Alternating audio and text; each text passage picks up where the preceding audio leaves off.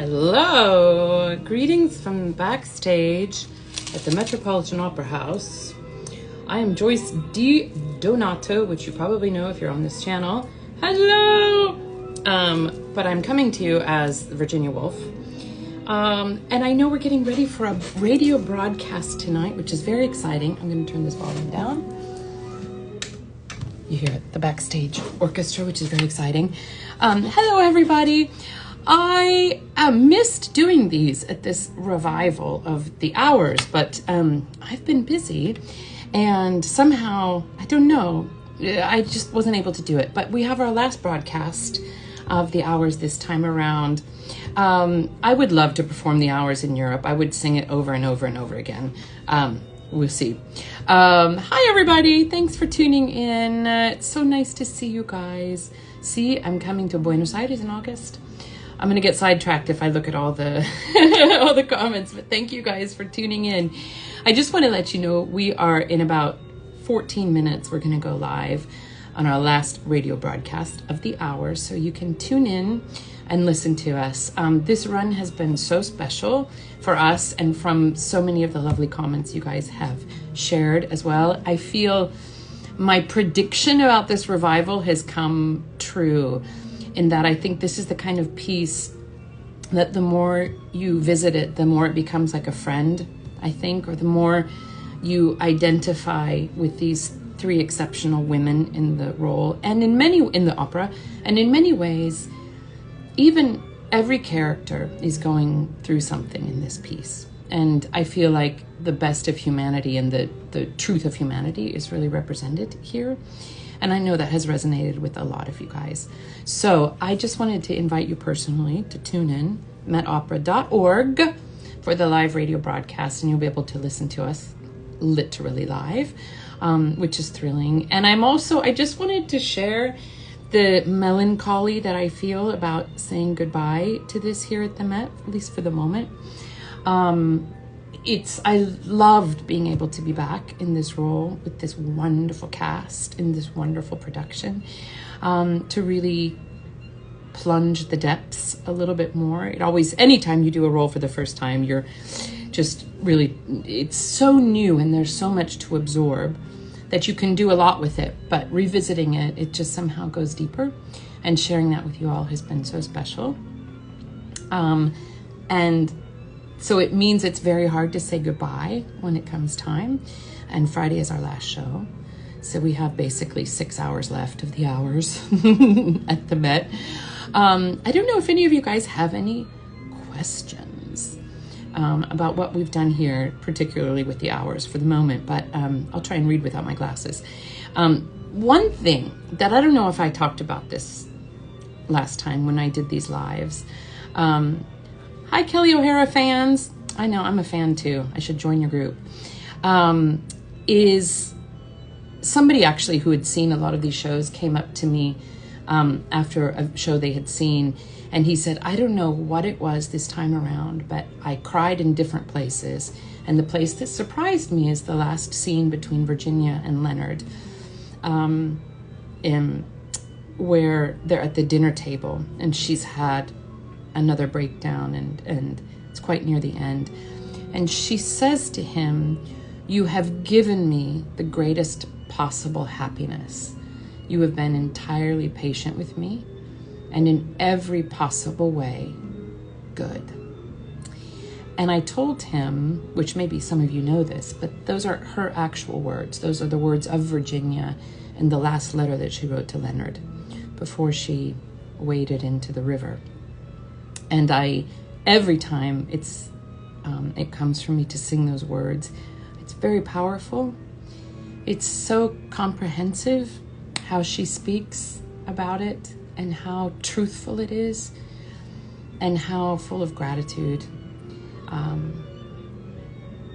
Because to be able to give somebody the greatest possible happiness is quite a gift. Yeah, it's Virginia's farewell letter. And I love, there's not a lot of her quotes. I mean, of course, we have all the text of Mrs. Dalloway that we refer to constantly throughout the opera. But that's her novel. And I believe these are really the only words verbatim, an actual quote, and I love the way that Kevin set it, which is thrilling. The other thing I will tell you guys while I'm here is one of the reasons I've been so busy is there is another project afoot, and it's very exciting. And I'm not going to tell you anything about it. I'm literally going to tease the crap out of it, but it's with extraordinary people. And we did 3 days of workshops, and I don't know that I've been this excited about a project in a long time. And so I just, stay tuned. We have a lot of time before it really hits the airwaves, so to speak. Stay tuned. It's going to be really exciting. But it's also in a beautiful way, in a very satellite kind of way tied to this piece, which is great. Thank you all for tuning in. I just wanted to thank you all so much for following this story of the hours. I know that for many of you, this has become a good friend to you. Luckily, you can revisit it. You can listen to the live broadcast happening now in just a few minutes, metopera.org. It's also on the Met, what do they call it? The Met Player, where you can catch that. And I'm just it's very bittersweet to be closing out my time here in New York with Virginia, with this incredible season, actually, of the Met. I didn't come to you in the fall at all because it was too intensive, but I've been thinking a lot about opening and essentially closing the season here at the Met. 8 minutes, 8 minutes, please. 8 minutes to the top of the hours. Chorus, right and left, please. Chorus, right and left. Dancers up center, please. Get to your places, people. What we experience with Dead Man Walking and being in the shoes of Sister Helen Prejean. Please, Drea and Josh, stage right, please. It's still quite... Abby, Jana, Bobby, Leo, stage left, please. Don't talk over the stage manager, people. Yes, sir. We're on our way. But it was incredibly powerful to have that story of deep humanity at the beginning of the season and choosing very deliberately the path of forgiveness and redemption. A complicated path, but a brave one. And then to be here at the end where the story of so many women is told through these 3 lenses, and that deep knowledge that we are all connected. And you can talk about this as humanity, but in particular, the story of the woman in our world, the story of the woman, and how she holds the fabric of society together. Of course, there are exceptions. We're human, right? But in general, it is the feminine that knits the world together, that creates it, that nourishes it, that loves it. And the world loves to make it very difficult for her to do her job and for her to succeed in bringing out the best in humanity, in teaching the world how to love itself. And my God, this story tells that so well. So I love all of you. Hey, I love all you guys, but a special shout out to the women in particular who really struggle, because our work is hard in this life.